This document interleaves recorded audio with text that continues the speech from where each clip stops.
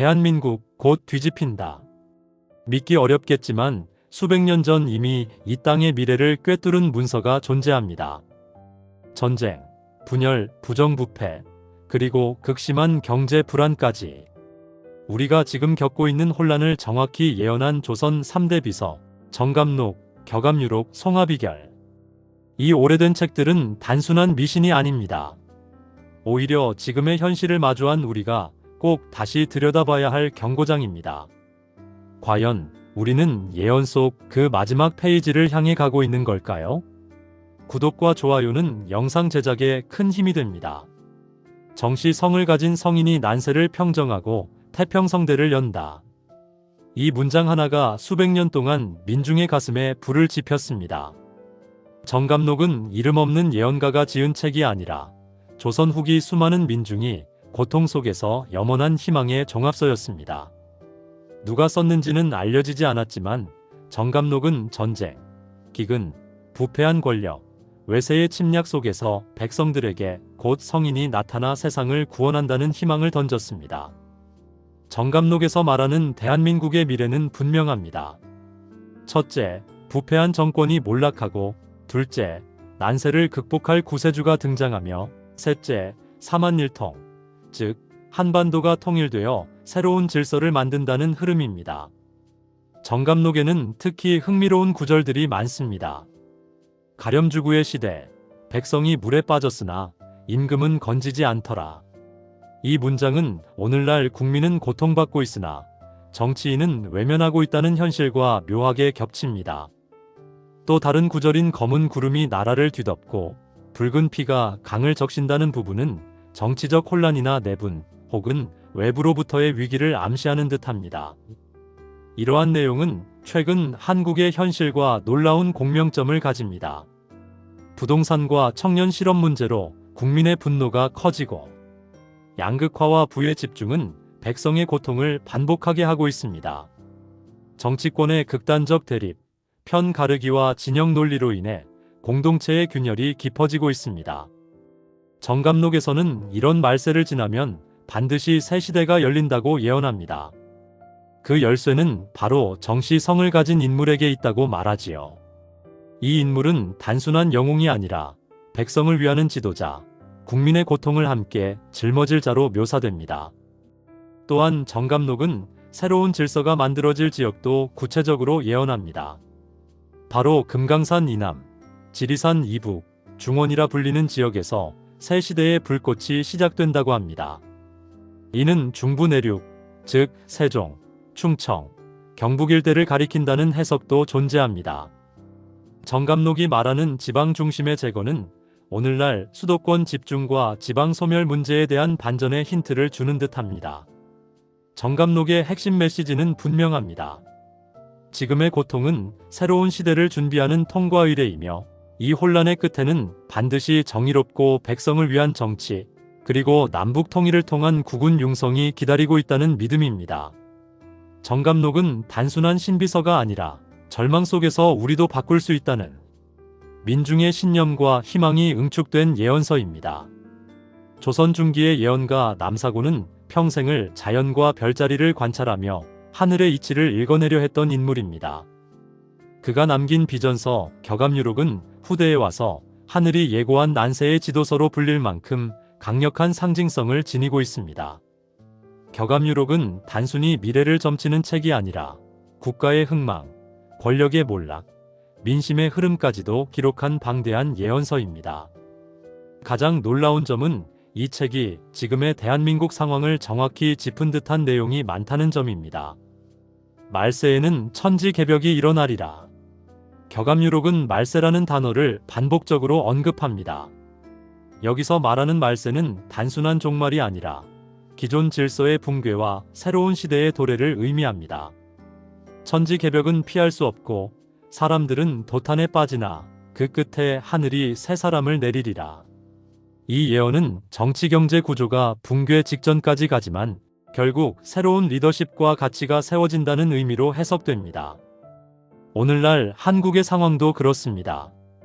경제적 양극화, 사회 갈등, 정치 혐오, 지도자에 대한 불신, 연이은 권력형 비리. 이는 기존의 질서가 흔들리고 있음을 보여줍니다. 동방의 성인이 나서 어지러운 세상을 구하리라. 격암유록에서 가장 유명한 구절 중 하나는 바로 이것입니다.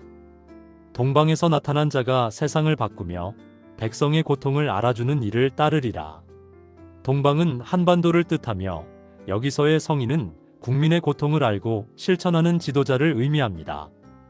이 성인은 말만 앞세우는 정치인이 아닌 새로운 가치와 철학을 갖춘 혁신가이며 기존의 질서인 정당, 재벌, 기득권을 무너뜨릴 인물로 묘사됩니다. 이는 오늘날 젊은 세대가 기성 정치의 염증을 느끼고 기존 체제를 거부하는 흐름과 맞닿아 있습니다. 수화기제 후에 새 시대 열린다. 수화기제는 역경 64궤 중 하나로 불과 물이 조화를 이룰 때 일이 마무리된다는 뜻입니다. 격암유록은 이 시점이 극단의 혼란과 분열, 즉 진영 간 대립, 지역 감정, 세대 간 갈등이 최고조에 이르렀을 때라 말합니다. 즉 정치적 대립과 국민 분열이 절정에 이른 지금이야말로 새로운 수화기제, 즉 균형과 조화의 리더십이 절실한 시기라는 것입니다. 재앙 뒤엔 반드시 기회가 온다. 격암유록은 반복적으로 재앙을 경고하지만 그 뒤에 새로운 시작이 기다리고 있다는 메시지를 남깁니다. 수천 리를 헤매어도 결국 돌아올 집이 있으니 혼란의 끝은 태평성대라. 이는 지금의 정치경제 위기가 반드시 성장의 발판이 될 수 있다는 긍정적 메시지를 줍니다. 지금 한국이 겪는 고금리, 고물가, 청년 실업 문제 역시 새로운 가치와 경제 패러다임의 전환으로 극복될 수 있음을 암시합니다. 격암유록은 단순히 미래를 보는 책이 아니라 현실의 거울이며 민심의 나침반입니다. 남사고는 수백 년 전 진실한 리더가 백성 속에서 나온다는 메시지를 남겼습니다. 그 메시지는 지금 우리에게도 유효합니다. 우리는 지금 격암유록이 말한 천지개벽의 문턱에 서 있는 것일지도 모릅니다. 송화비결은 이름만큼이나 신비로운 예언서입니다. 전해지는 바에 따르면 조선 중기의 예언가가 송나무 아래서 후대의 국운을 구하고는 숨겨놓은 문서라는 의미로 송화비결이라 불립니다. 기록자는 명확하지 않으나 역사적 사건과 왕조의 변동, 민중의 흐름까지 섬세하게 예측하고 있다는 점에서 수백 년간 은밀히 전해져 내려왔습니다. 다른 예언서들과 달리 송화비결은 비교적 정치, 경제, 왕조 교체 시기 등을 구체적으로 언급하고 있어 현대에 와서도 정권 교체, 국가 위기, 남북 문제 등과 연결해 해석되고 있습니다. 정룡이 좌청룡을 누르며 검은 기운이 대지에 가득하리라. 이 문장은 송화비결의 유명한 예언 중 하나입니다. 정룡은 강력한 권력을 가진 자 또는 외부의 위협, 좌청룡은 민심 혹은 정의로운 세력을 의미하는 것으로 해석됩니다. 그리고 검은 기운은 혼란, 정치적 분열, 경제적 침체를 상징합니다.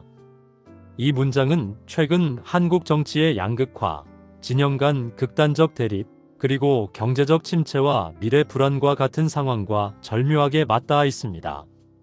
대권은 이남에서 올라오고 패권은 북쪽에 이르러 녹아버리리라. 이 구절은 정치 권력의 이동, 즉 정권의 교체 또는 남북한의 관계 변화를 상징하는 문장으로 자주 해석됩니다. 이남에서 대권이 올라온다는 구절은 지방 출신의 인물이 중심 정치 무대에 등장하고 패권이 북쪽에 이르러 녹는다는 표현은 북한 체제의 변화 또는 통일 과정에서의 해체로 해석됩니다. 이는 최근 정치 무대에서 지역 기반이 약한 인물이 돌풍을 일으키고 남북 관계에 있어 새로운 전환점이 가까워지고 있음을 암시한다고 볼 수 있습니다.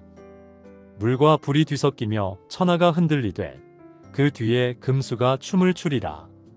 여기서 물과 불은 혼란과 갈등, 즉 경제적 위기와 사회적 불안을 의미합니다.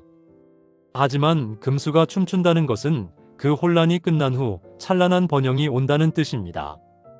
이 흐름은 마치 팬데믹과 고금리, 고물가, 국제정세 불안 등으로 인해 휘청이는 한국 사회가 새로운 체제 전환과 혁신의 기회를 앞두고 있다는 메시지로 읽힐 수 있습니다. 임금이 민심을 잃으면 백성이 태산같이 일어나리라. 이 문장은 그 자체로 강력합니다.